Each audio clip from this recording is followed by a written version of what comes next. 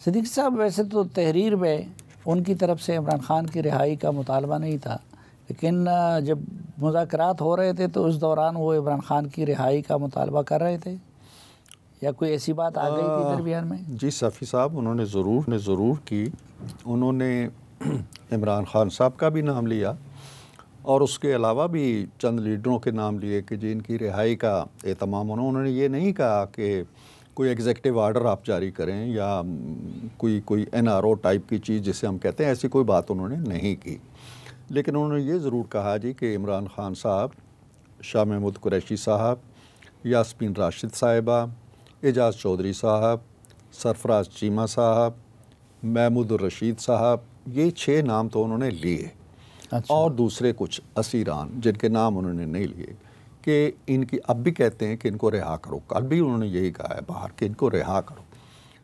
اب وہ اس رہائی پہ بھی ہم سے بات کرتے، کھل کے بات کرتے کہ جی کس طرح ہم رہا کریں، ان کے وکیل آ کے بتاتے، وہ خود بتاتے، انہوں نے کوئی دلیل نہیں دی کہ رہائی کا کیا ہونا چاہیے۔ یہ کہتے تھے جی کہ حکومت جو ہے وہ اپنا اثر و رسوخ نہ استعمال کرے، ججوں پہ دباؤ نہ ڈالے، ہماری ضمانتیں جہاں ہو رہی ہیں ان ضمانتوں میں رکاوٹ نہ ڈالے، جنرلائز سی باتیں ہوتی تھیں۔ میں نے ان سے پوچھا تھا کہ جی آپ کی حکومت رہی ہے تقریباً 4.25 سال یا 4 سال، آپ چونکہ حکومت کا تجربہ رکھتے ہیں، لہٰذا آپ یہ بتا دیں کہ آپ کے دور میں یہ میرے ساتھ بیٹھے ہیں ڈار صاحب، میں بیٹھا ہوں، میرے آگے بیٹھے ہیں رانا ثناء اللہ صاحب، اس کے آگے پرویز اشرف، یہ بہت سے لوگ جیلوں میں رہے ہیں، کسی ایک کو آپ نے ایگزیکٹو آرڈر کے ذریعے یا کسی اور طریقے سے فیسیلیٹیٹ کر کے باہر نکالا ہے، یا وہ چکی میں پس کے باہر نکلیں؟ اس کا کوئی جواب نہیں تھا ان کے پاس۔ میں نے انہیں یہ کہا تھا کہ پھر اگر ہم لوگ چکی میں پس کے نکلے ہیں، عدالتی عمل سے نکلے ہیں، تو ایک ہی طریقہ ہے کہ آپ لوگ بھی عدالتی عمل سے نکلیں، کوشش کاوش کریں۔ ہم نے تو کبھی کوئی نہ کمیٹی بنائی تھی، نہ حکومت کے پاس آپ کے پاس آئے تھے جی کہ ہمیں فیسیلیٹیٹ کریں۔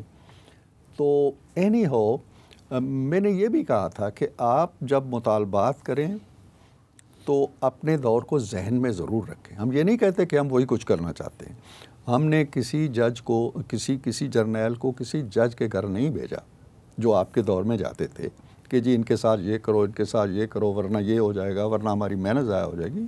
میں نے کہا ہم پہ ایسا کوئی الزام نہیں ہے، آپ پہ ہے، لیکن کچھ طریقہ کار ہمیں بتا دینا کہ کون سا طریقہ کار ہے کہ ہم جائیں اور اڈیالہ جیل کی کوٹڑی کھول دیں اور کہیں جی کہ باہر آ جائیں، سوائے اس کے کہ وزیر اعظم اپنا اختیار استعمال کرے، رحم کی کوئی اپیل آئے وہ زرداری صاحب کے پاس چلی جائے، زرداری صاحب کہیں جی ٹھیک ہے معاف کر دو۔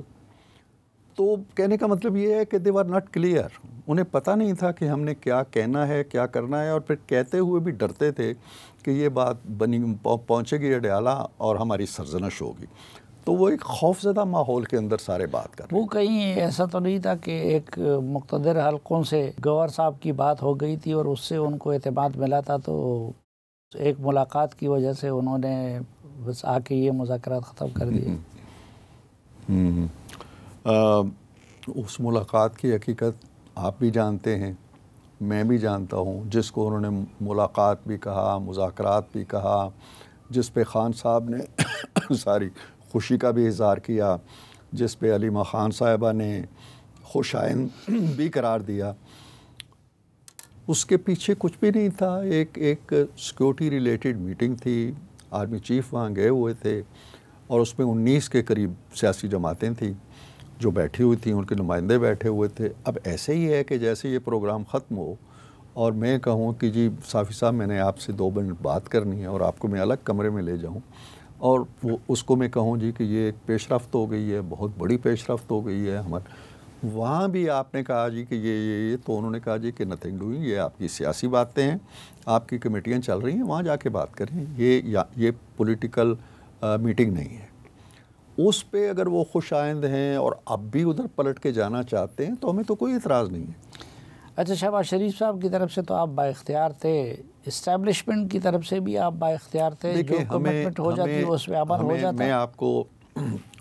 میں آپ کو پوری دیانت کے ساتھ بتا رہا ہوں کہ نہ تو پرائم منسٹر نے ہمیں کہا جی کہ ان حدوں تک نہیں جانا آپ نے، نہ ہی اسٹیبلشمنٹ کا کم از کم ہم سے کوئی ایسا رابطہ تھا کہ ہم نے یہ کرنا ہے اور یہ نہیں کرنا کسی مرحلے پہ بھی۔ یہ مذاکرات شروع ہوئے ہیں 5 دسمبر کو کمیٹی بنی ہے، اس کے بعد یہ کم از کم 4-6 دن پہلے تک جاری رہے ہیں نا۔ اس دوران کبھی کوئی اس طرح کی انڈیکیشن نہیں ہے، بلکہ ISPR کا وہ بیان بھی شاید آپ کے سامنے ہو جس میں DG صاحب نے کہا تھا جی کہ یہ بڑی خوشائن چیز ہے کہ ان کے مذاکرات شروع ہوئے ہیں اور ہم ان کی پشت پہ ہیں۔ نتیجہ خیز اس وقت ہوتے ہیں جب آپ کھلے دل سے بات کرتے ہیں، جب آپ معاملے کو بیچ میں چھوڑ کے بھاگ جاتے ہیں۔ تو مجھے تو اس کی سمجھ نہیں آئی، آپ کو اگر آئی ہو تو آپ بتا سکتے ہیں۔ آپ خود مذاکرات شروع کرتے ہیں، جو آپ نے الف اور یہ کی بات کی تھی، الف سے آپ بے پہ آتے ہیں، بے سے پہ آتے ہیں اور پے سے چھلانگ لگا کے یہ پہ چلے جاتے ہیں اور گھر چلے جاتے ہیں۔ ایسے تھوڑی ہوتے ہیں مذاکرات۔ اچھا، اب کوئی امکان ہے دوبارہ شروع ہونے کا؟ میرے ذہن میں کوئی امکان نہیں۔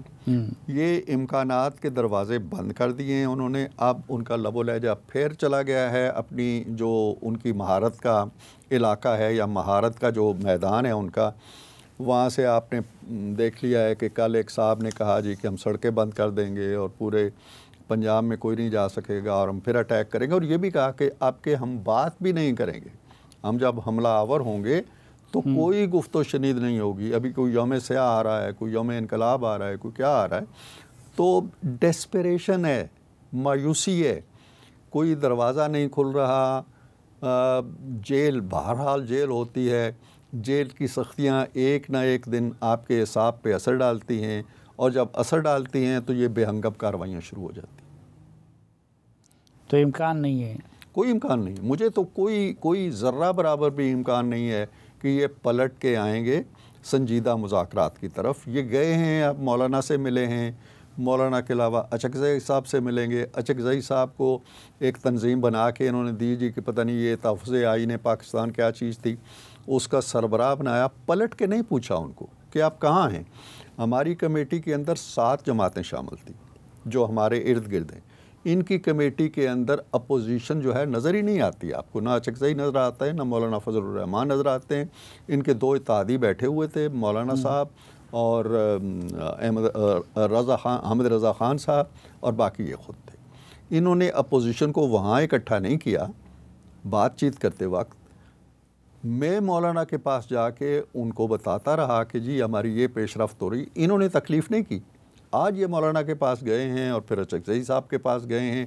کیا آپ تصور کر سکتے ہیں کہ مولانا اس طرح کی کارروائیوں میں اپنی جماعت کو جھونکیں گے جو یہ عزائم لے کے آ رہے ہیں، راستے بند کرنے والے اور حملے کرنے والے؟ یہ سوال مجھ سے بھی بہت لوگ کرتے ہیں کہ مولانا صاحب اور PTI کے اتحاد کا کوئی امکان ہے؟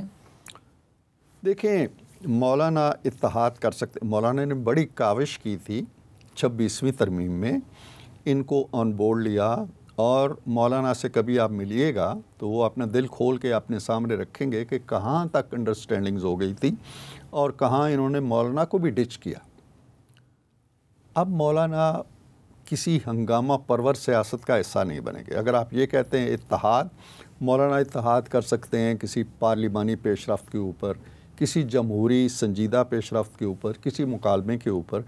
مولانا ڈی چوک اور 9 مئی کے اصولوں پر یا حکمت عملی پر ان سے کبھی اتفاق نہیں کریں گے، یہ مجھے یقین ہے۔ مولانا صاحب کا آپ کی طرف آنے کا تو کوئی امکان نہیں ہے؟ مولانا ہماری طرف ہیں، ہم مولانا کی طرف ہیں۔ دیکھیں، مولانا کہیں بھی جائیں، مولانا ہمارے دل میں ہیں۔ اچھا، ہاں جی، اور ہم کہیں بھی جائیں ہم مولانا کے دل میں ہیں۔ تو مولانا، دیکھیں، مولانا جب تک پارلیمان کے ایک مؤثر کردار ادا کر رہے ہیں، وہاں جاتے ہیں، اٹینڈ کرتے ہیں، نیشنل اسمبلی اپنا رول پلے کر رہے ہیں، اور ہمیشہ کی طرح آئین اور قانون کے دائرے کے اندر رہتے ہوئے کردار ادا کر رہے ہیں، تو وہ ہمارے ساتھ ہیں۔